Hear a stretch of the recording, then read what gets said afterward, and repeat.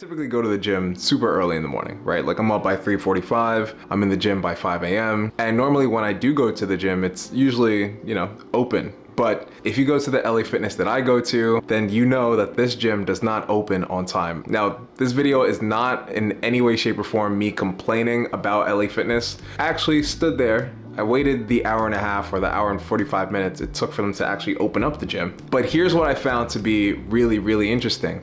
How close we get to a goal, and then because it's delayed, we often then either quit or we decide to change route. That might have sounded a little confusing at first, but don't worry, throughout the rest of the video, I'll be able to break it down. So let's go ahead and talk about it. My name is Serge Roy, and this is Maison de Roi, where we talk about self-improvement, dating, relationships, and fitness, all from the male perspective for men. Ladies, you're more than welcome to stay, but gentlemen, this is your home, so do me a favor, make sure you go ahead and wipe your feet off at the door and leave me a like, share, and subscribe. So here's what I was thinking while I was standing there at the gym. I was standing, right in front for about an hour and a half, hour 45 minutes. Prior to me even getting to the door, there were already people there. The way I was thinking about this was, I walked all the way over here, and for me to turn back around now, only to come back at probably 8:30, 9 o'clock to get a workout in, would be somewhat a waste of my morning, right? So I thought about it, I was like, I got this close. If I can just hang on for about 15 or 20 more minutes, hopefully somebody will be here to go ahead and open the door at some point. And 30 minutes, 40 minutes go by, it's now 6 o'clock, this person hasn't showed up. 20 minutes, 30 minutes go by, it's now 6:30, this guy still hasn't showed up. 6:45, the gym finally opens. And that was about right around the 5-minute mark or so that I had given in extra time, that I was thinking to myself, I was like,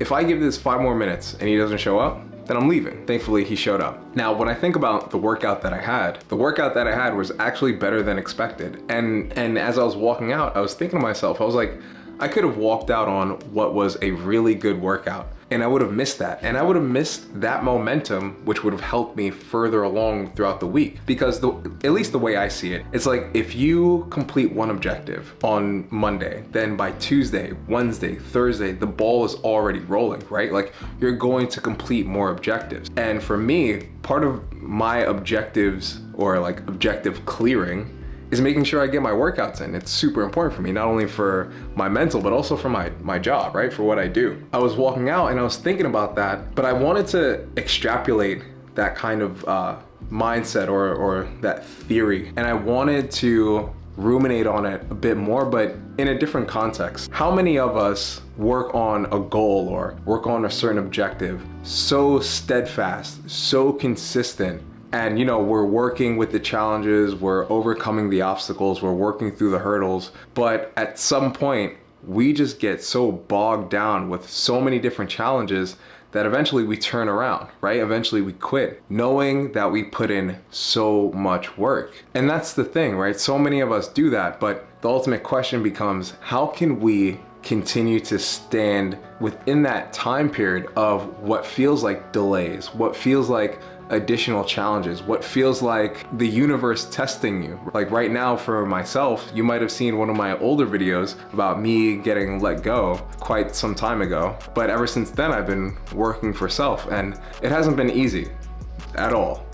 One thing I definitely do appreciate, aside from the sovereignty, is the fact that I'm able to stand on my own too. I'm able to withstand the challenges and continue to press forward. And some days I definitely do feel like I'm being bogged down by challenges. Some days I ask myself, this morning, I was like, am I sure I'm doing the right thing? Am I positive that I'm going along the right road? And every time I ask myself that, my brain clears out for 30 seconds and then it comes back and it's like, yeah, we are definitely making the right move. And I think this can apply for all of us. I don't want to be selfish in my thinking. I do think this can apply to us when I say that all of us could work on patience, right? That almost goes without saying. But more specifically so, all of us could work on the kind of patience that is required in order for us to achieve our most lofty goals. If you don't get anything from this video, at least extrapolate that small line, extrapolate that little piece of verbiage. Once we can cultivate the kind of patience it takes for us to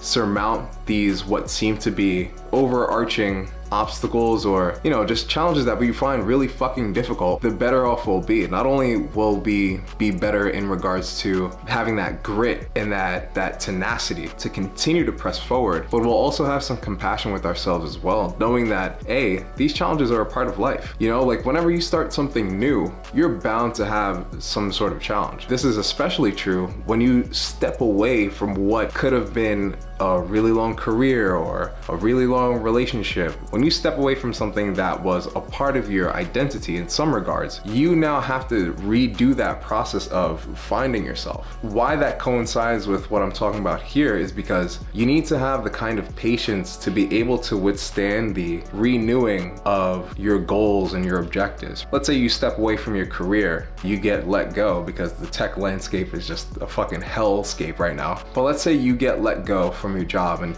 you make the conscious decision to say, you know what, I'm gonna keep working on my side hustle, I'm gonna keep working on my business, and I'm actually not gonna go looking for another job. I'm just gonna rock with the severance, and whatever happens, happens. Now, that was my story. And throughout that time, I was let go in December. We're now looking at the end of March going into April. Since that time, I've been doing well. I still need that patience to be able to work through the storm. This isn't easy, but I have to say it is definitely worth it. And if you're new here, you're not sure exactly what I'm doing, I do two things as of current. I'm a full-time model, and when I'm not modeling, I'm working on my fitness cap.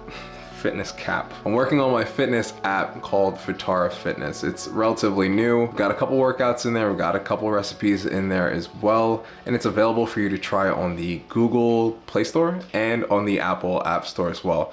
Just feel free to enter in the search Fitara Fitness. That's F-I-T-A-R-A space F-I-T-N-E-S-S. Go ahead and look it up, click download, enter your information. It is 100% secured, not selling your data. Try it free for 7 days. If you like it, then commit. If you don't, go ahead and cancel. All good, no harm, no foul. I wanna finish off this video with a poem.